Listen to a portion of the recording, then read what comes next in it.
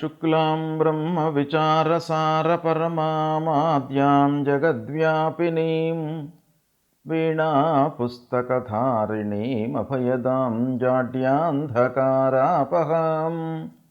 హస్తే స్ఫాటికమాలికాం విదధతీం పద్మాసనే సంస్థితాం వందే తాం పరమేశ్వరీం భగవతీం బుద్ధిప్రదాం శారదాం. శ్రీ మహాగణాధిపతయే నమః. శ్రీ మహాసరస్వత్యై నమః. శ్రీ గురుభ్యో నమః. 2026వ సంవత్సరంలో కుంభరాశి జాతకులకు సంవత్సర గోచార ఫలితం ఎలా ఉందో తెలుసుకుందాం. సంవత్సర ఫలితాలను ప్రభావితం చేసేటువంటి గ్రహాలు గురు, శని, రాహువు, కేతువు. ఈ గురువు 1 జూన్ 2026 వరకు మిథున రాశిలో సంచరిస్తున్నాడు. తదనంతరం కర్కాటక రాశిలోకి ప్రవేశిస్తున్నాడు. 31 అక్టోబర్ 2026 వరకు కర్కాటక రాశిలో ఉంటున్నాడు. తదనంతరం సింహరాశిలోకి ప్రవేశిస్తున్నాడు. 24 జనవరి 2027 వరకు సింహరాశిలో ఉంటున్నాడు. రాశిత్రయ సంచారం ఉంది. ఇక శనేశ్వరుడు మీనరాశిలో సంచరిస్తున్నాడు. రాహువు 5 డిసెంబర్ 2026 వరకు కుంభరాశిలో ఉంటూ తదనంతరం మకర రాశిలోకి ప్రవేశిస్తున్నాడు. కేతువు 5 డిసెంబర్ 2026 వరకు సింహరాశిలో ఉంటూ తదనంతరం కర్కాటక రాశిలోకి ప్రవేశిస్తున్నాడు. ఈ విధంగా ఈ 4 గ్రహాల యొక్క స్థితి ఉంది. అయితే కుంభరాశి వారికి ఈ 4 గ్రహాల యొక్క పొజిషన్ ఎలా ఉంది, ఏ స్థానాలలో సంచరిస్తున్నాయి అనే విషయాన్ని మనం చూసినట్టయితే గురువు 1 జూన్ వరకు 5వ స్థానంలో సంచరిస్తున్నాడు, చాలా అనుకూలంగా ఉన్నాడు. తదనంతరం 6వ స్థానంలో ప్రతికూలంగా ఉన్నాడు. చివరిలో మళ్ళీ 7వ స్థానంలోకి ప్రవేశిస్తున్నాడు, అది అనుకూలంగా ఉంది. కాబట్టి గురువు ఓవరాల్గా బాగానే ఉన్నాడు. శని మట్టుకు 2వ స్థానంలో ఏలినాటి శని కుంభరాశి వారికి చివరి సైకిల్లో ఉన్నాడు. గోచార రీత్యా శని ప్రతికూలంగా ఉన్నాడు. రాహువు జన్మస్థానంలో, కేతువు 7వ స్థానంలో ప్రతికూలంగా ఉన్నారు. ఈ విధంగా ఈ సంవత్సరము గ్రహస్థితి ఉంది. అయితే ఈ సంచారం మూలకంగా ఎలాంటి ఫలితాలు ఉండబోతున్నాయి అనే విషయాన్ని మనం చూసినట్టయితే రాహువు జన్మస్థానంలో ఉన్నాడు, కేతువు 7వ స్థానంలో ఉన్నాడు.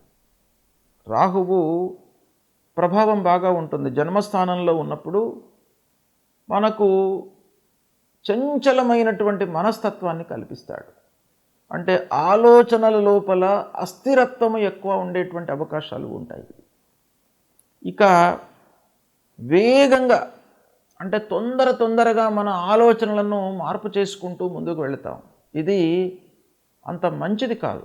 అంటే రాహు మూలకంగా ఇలాంటి ఫలితం కలుగుతుంది. మంచి చెడు అనేటువంటిది పక్కన పెట్టినట్టయితే రాహు మూలకంగా కలిగేటువంటి ఫలితం ఏంటి అనంటే మన లోపల ఒక అస్థిరతను క్రియేట్ చేస్తాడు. దాన్ని మనము కొంత జాగ్రత్తగా ఆలోచిస్తూ మన స్కిల్స్ను ప్రదర్శించాలి. ఇక ఉద్యోగంలో మార్పులు కనబడుతున్నాయి.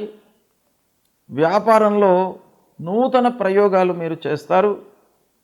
ఆదాయం మట్టుకు మిశ్రమంగా ఉంటుంది. ఖర్చులు పెరుగుతాయి. కుటుంబంలో అస్థిరత గోచరిస్తుంది.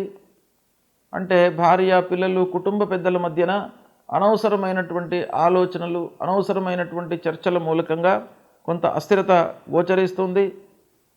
భార్యాభర్తల మధ్యన సహనం బాగా అవసరం. ఈ సంవత్సరము ఆరోగ్య విషయంలో జాగ్రత్తలు తీసుకోవాలి. నరాలకు సంబంధించినటువంటి సమస్యలు తలెత్తేటువంటి అవకాశాలు ఉంటాయి రాహు కేతుల మూలకంగా. దాన్ని కొంచెం జాగ్రత్తగా చూసుకోవాలి. ఇకపోతే ప్రయాణాలలో ఖర్చులు పెరుగుతాయి. అనవసరమైనటువంటి ప్రయాణాలను పక్కన పెట్టండి. ప్రయాణాలు మీరు ఎంత తగ్గించుకుంటే అంత మంచిది. ఈ సంవత్సరము శత్రువుల మూలకంగా కొన్ని ఇబ్బందులు కనబడుతున్నాయి. మీకు ఎవరైతే గిట్టని వాళ్ళు ఉన్నారో వాళ్ళ నుండి మీరు కొంచెం దూరంగా ఉండడము చాలా మంచిది. కోర్టు వ్యవహారాలలో కొంత ఆలస్యం గోచరిస్తుంది. మానసికమైనటువంటి ప్రెషర్ ఈ సంవత్సరం కొంచెం కనబడుతుంది. అయితే అధైర్యపడకుండా మీరు పనులను ప్రారంభించినట్టయితే సత్ఫలితాలను పొందుతారు. గురువు యొక్క దృష్టి ఉంది. పంచమము, సప్తమము స్థానాలలో ఉన్నాడు గురువు. కాబట్టి గురువు యొక్క దృష్టి మీకు ఈ సంవత్సరం రక్షణగా ఉంటుంది. కాబట్టి ఆధ్యాత్మికత వైపుకు మీరు ఎక్కువ ఆలోచనలను మరల్చే అవకాశం బాగా కనబడుతుంది. చిన్ననాటి మిత్రుల యొక్క సహాయ సహకారాలు అందుతాయి. ఉద్యోగంలో మార్పు ఆలోచన ఉంటుంది. పెట్టుబడులు జాగ్రత్తగా చేస్తారు. కుటుంబ పెద్దలతో సహాయ సహకారాలను తీసుకుంటారు, వాటిని అమలు చేస్తారు. సంవత్సరం మధ్యలో కొంత పనులు మందకోడిగా ఉన్నప్పటికీ ప్రారంభంలో చివరి లోపల మీకు గురువు దృష్టి మూలకంగా, గురువు యొక్క సంచారం మూలకంగా అనుకూల ఫలితాలు ఉంటాయి. ఇకపోతే సహనము చాలా అవసరము అనే విషయం మనకి ఇక్కడ తెలుస్తుంది. శని, రాహువు, కేతువు ప్రతికూలంగా ఉన్నారు కాబట్టి మీరు ఎంత ఓపికతో ఉన్నట్టయితే అంత మంచి ఫలితాలను ఈ సంవత్సరం పొందుతారు. 1కి 4 సార్లు ఆలోచించి పనులను ప్రారంభించడం మంచిది. జాగ్రత్తతో నిర్ణయాలు తీసుకున్నట్టయితే మీకు విజయ సూచనలు, కార్య సాఫల్యం ఎక్కువగా కనబడుతుంది ఈ సంవత్సరము. ఇకపోతే ఈ సంవత్సరము ఓవరాల్గా శని, రాహు, కేతులు ప్రతికూలంగా ఉన్నారు గనక శనేశ్వరుడి ప్రీత్యర్థమై మూలమంత్రాన్ని జపించండి. ఆంజనేయ స్వామి దేవాలయానికి వెళ్ళండి. హనుమత్ దర్శనం చేసుకోండి. నల్లటి వస్త్రం లోపల నువ్వులు ఉంచి దానం ఇవ్వండి. అంటే నువ్వుల దానము, నల్లటి వస్త్రాన్ని దానంగా ఇవ్వడము, నూనె దానం కూడాను మీకు చాలా శ్రేష్టమైనటువంటిది. ఇవి చేసినట్టయితే మీరు ఈ సంవత్సరము సత్ఫలితాలను పొందుతారు. ఈ 2026వ సంవత్సరంలో ముఖ్యంగా గురువు 3 రాశులలో సంచరిస్తున్నాడు. అంటే వ్యక్తిగతంగా మనం ఆలోచించినట్టయితే రాశిత్రయ సంచారము కొంత అనుకూలతను ఇస్తుంది. అయినప్పటికీ రాశిత్రయ సంచారం మూలకంగా కొన్ని ఇబ్బందులు కూడాను ఒక పక్కన ఉంటాయి. కనుక గురు భగవానుణ్ణి మీరు పూజించడము మంచిది.